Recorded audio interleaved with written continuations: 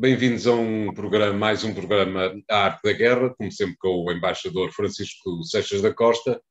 E nesta primeira parte, para nos mantermos no cenário de guerra da invasão ucraniana, embaixador, como é que observou os acontecimentos no terreno, mas também uma pressão acrescida, cada vez maior, dos parceiros europeus sobre o chanceler alemão, para que finalmente os alemães se decidam a fechar a torneira do gás que vem diretamente da Rússia? Começando por aí, como sabe, houve uma espécie de um acordo entre os empresários alemães e os sindicatos, no sentido de que é impossível fazer um corte dessa dependência de natureza energética de forma radical, sem que isso ameaçasse não apenas aquilo que é o desenvolvimento da economia alemã, mas também o efeito que essa mesma economia alemã tem sobre a generalidade da economia europeia.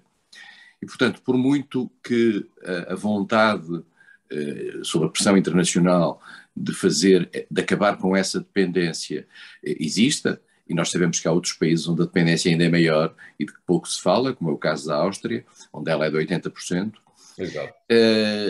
Não há maneira, neste momento, aparentemente, de acordo com as autoridades alemãs, de cortar em absoluto com o gás russo e, ao mesmo tempo, portanto, cortar com aquilo que são os réditos que a Rússia tem através desse mesmo gás.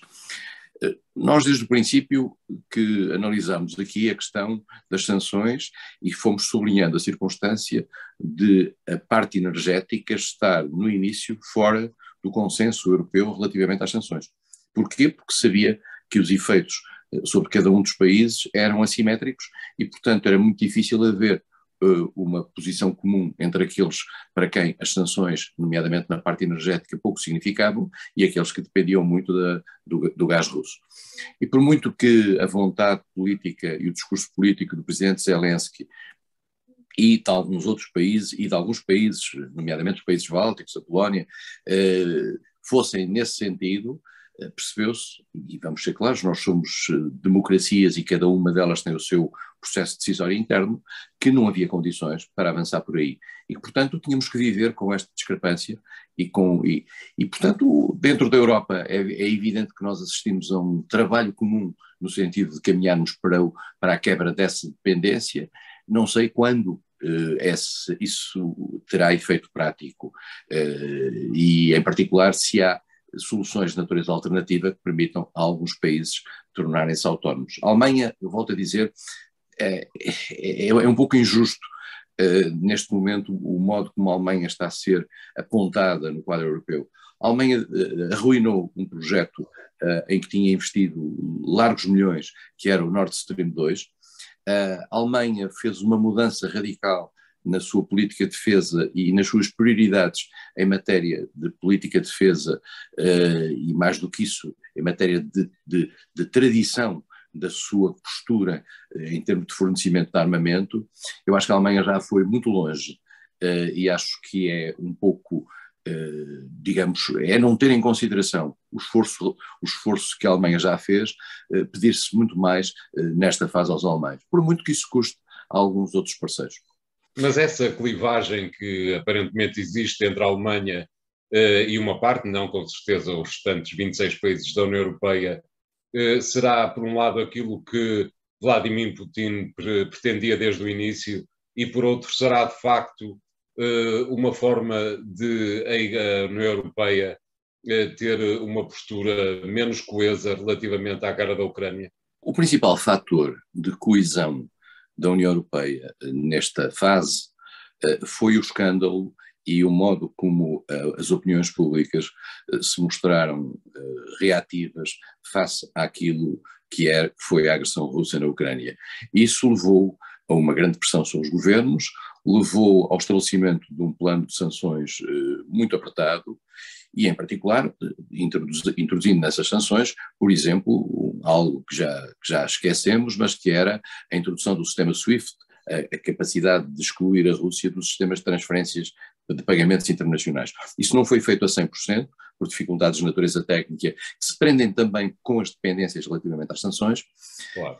mas há um espaço fantástico em termos de consenso que foi passível de acordo.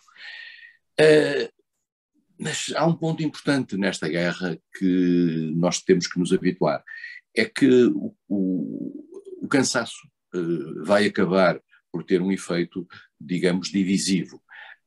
Esta guerra não tem, sobre os países europeus, o mesmo efeito mobilizador, em primeiro lugar, e em segundo lugar, o mesmo efeito em termos daquilo que a retroatividade das sanções tem. E por isso mesmo, as opiniões públicas acabarão por reagir de forma diferente. Nesta fase estão muito motivadas por aquilo que se vê nas televisões, pelas imagens da destruição, mas eu recordo-me sempre daquilo que foi durante muitos anos o escândalo relativamente às crianças do Biafra e à fome em África, e depois a banalidade e a normalização disso, que acabou por criar, eu não diria uma neutralidade, mas acabou por criar um cansaço relativamente ao choque dessas imagens. E por isso um adiamento da corrente, claro. E a partir daí a vontade política e o egoísmo nacional vão funcionar. Claro. Nós estamos ainda nesta fase e há que dizer que a Ucrânia, em particular, o seu presidente e o tipo de mensagens que ele espalha sistematicamente pelo mundo estão a ter um efeito importante na vontade dos governos. Mas há limites em relação a isso.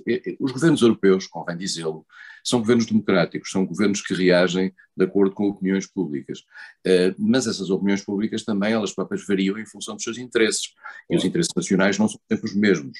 E há uma assimetria dos efeitos das sanções, e por isso mesmo, a prazo, nós acabaremos por ver algumas divergências aqui ou ali. E estas sanções, também convém dizê-lo, às vezes temos esquecido isto não são sanções de natureza internacional impostas pelas Nações Unidas de caráter obrigatório.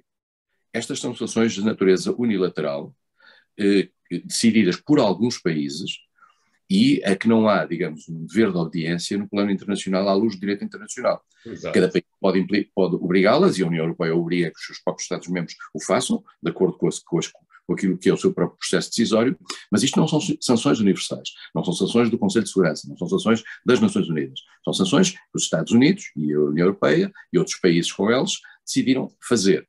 E, portanto, o caráter, digamos, da sua legitimidade é mais reduzido do que seriam sanções impostas pela ordem internacional tradicional. Claro. Mas eu penso que a prazo nós vamos ter aqui algumas divergências. Dito isto, eu acho que a Europa tem ido muito mais longe do que aquilo que eu confesso pensava ser possível aqui há uns meses atrás. Mas as sanções continuam, e as sanções continuam e continuam a acelerar. E porquê é que as sanções aparecem, digamos, para utilizar uma expressão simples, aos bochechos, e não aparecem de uma vez só? Porque é preciso medir o efeito dessas sanções, claro, e o impacto dessas mesmas sanções naquilo que são os operadores económicos. E os operadores económicos são aqueles que produzem a riqueza dos países, e é na riqueza dos países que se está o bem-estar das pessoas. Dir-se-á, mas é um escândalo que perante esse bem-estar, para salvaguardar esse bem-estar, nós possamos assistir àquilo que é a situação na Ucrânia. É verdade, mas a vida é o que é. Hoje em dia, o impacto, e aliás Vladimir Putin fez um discurso há dias em que disse isso, estas sanções já têm um efeito muito grande no bem-estar, no desenvolvimento, no crescimento, na inflação, no desemprego dos vários países europeus que as impuseram. Claro. Putin já diz isto e diz-lhe para lembrar aos países europeus que estas sanções têm custos para eles próprios. Putin utilizou uma expressão que é meter um golo na própria baliza. Ele está, obviamente, a tentar mostrar que as sanções não têm na Rússia o impacto que se esperava que tivessem. Devo dizer que não acredito, mas enfim, eu não sou um economista, mas não acredito que a prazo a Rússia não vá sofrer fortissimamente com este tipo de sanções e a economia russa não vai ter que se reconverter para as conseguir ultrapassar, e até lá, muito daquilo que é a opinião pública russa, muito que é o bem-estar que a Rússia teria conseguido ao longo das últimas décadas de ter, depois do fim da União Soviética, vai desaparecer. E, digamos, a classe média russa vai pagar fortemente isto.